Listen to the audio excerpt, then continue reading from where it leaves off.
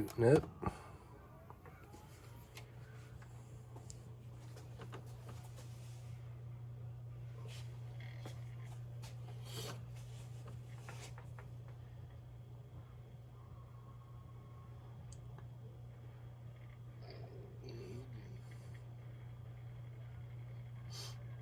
It's got some pretty big samples in the autoload folder, so it'll take a minute, but once I take all this stuff off, it won't take so long.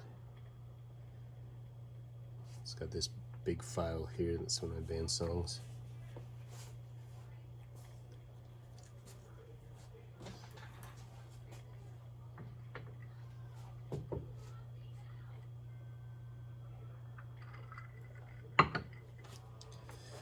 Alright, let's see.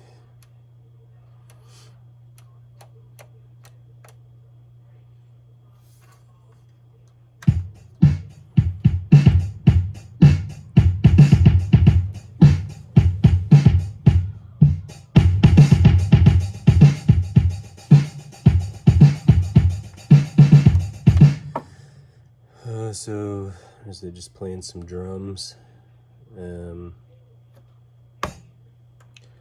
Full level button turns the velocity for the pads off. So this is an Oberheim DX drum machine that's just sampled in there.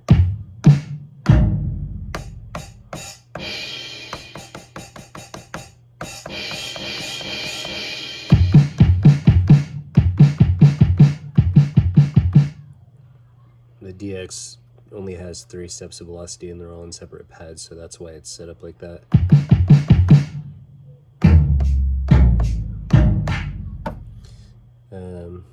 And then let's pull up a synthesizer real quick.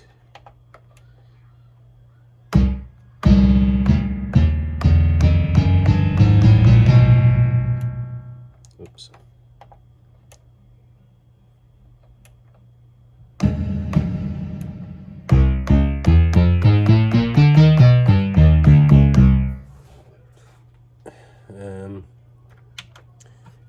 There is the synth edit screen, and these are the buttons that change the waveforms for the oscillators.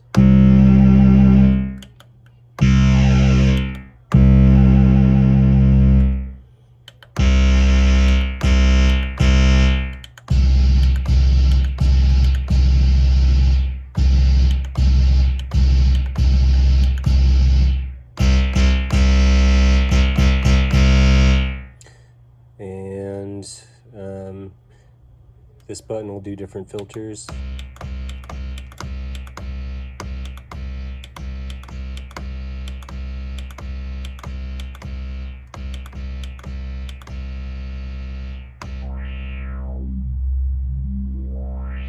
That one's a cutoff for the filter right there. This one's resonance.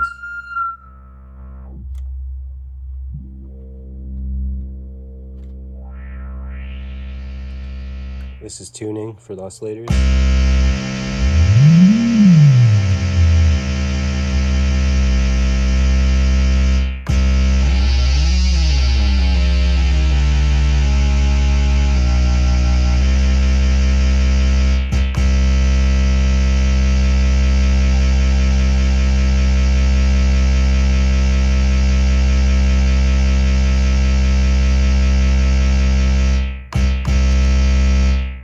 This one's the cross modulation.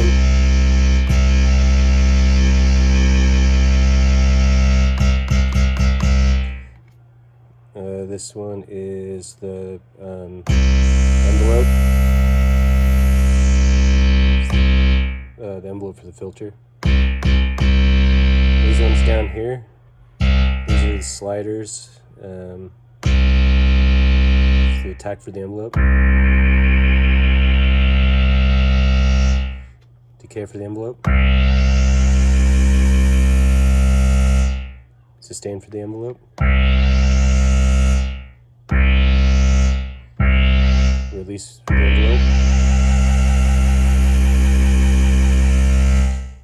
And then all of these buttons all of these knobs, they do the same thing for different screens. This is the screen for the VCOs. I mean, it's in emulation or whatever, but this is all filters here. This is all the VCA section. This is all LFOs. This is master settings for the synthesizer.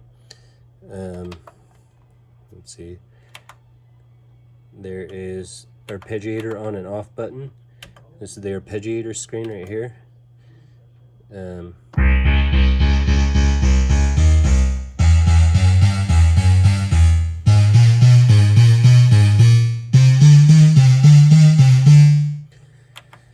So the arpeggiator works.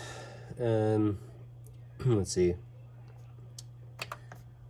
That's the main button. It'll take you back to everything. This is the window button. So if you go up to something like, for example, this program here, you hit the window button and it'll take you to whatever the menu is for the parameter that you're actually on. These are the different pad banks. So there's 16 in each bank. Yeah, let's see, four. Yeah, there's 16 in each one. So 16 A, B, C, D. That's how much you can fit in a drum program. Let's see. Get a blank sequence here. Go down. Pull up a drum machine real quick. There's a Lin LM1.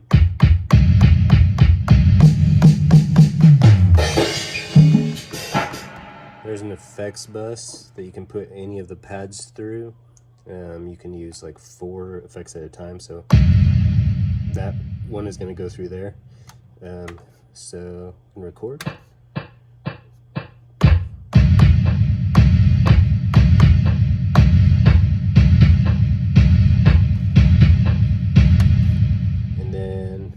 There's an overdub button.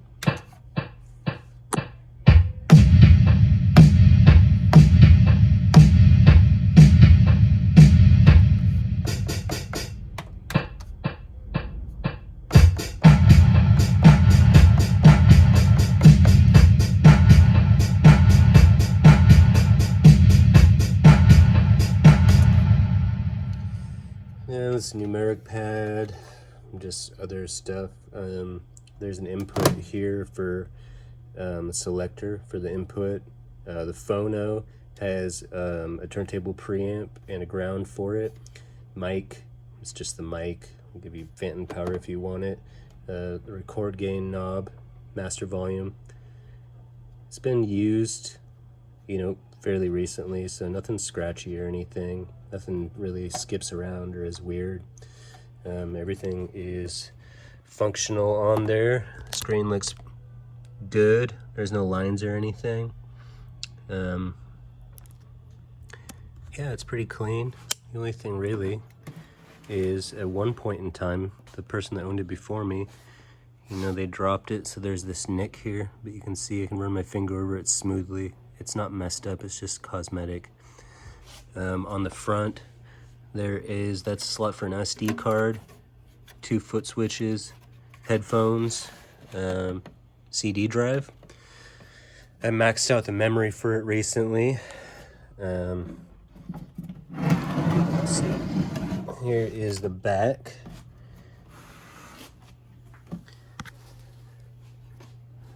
This light's really dark in the basement here. So record in. You can put instrument cables or XLR there. Phono in, that's your ground right there. Stereo out, and then assignable 8 outs, so you can put anything to any of these 8. 4 MIDI outs, 2 MIDI in. USB, if you put it to your computer and hook it up with the USB, it'll mount as a drive, and then you just drag and drop any of your files straight into it. That's pretty much everything on it. Just go ahead and text me if you want anything, and I'll take any pictures or any videos that you want. Just hit me up. I'll be around for the rest of the night, and I'll be around tomorrow.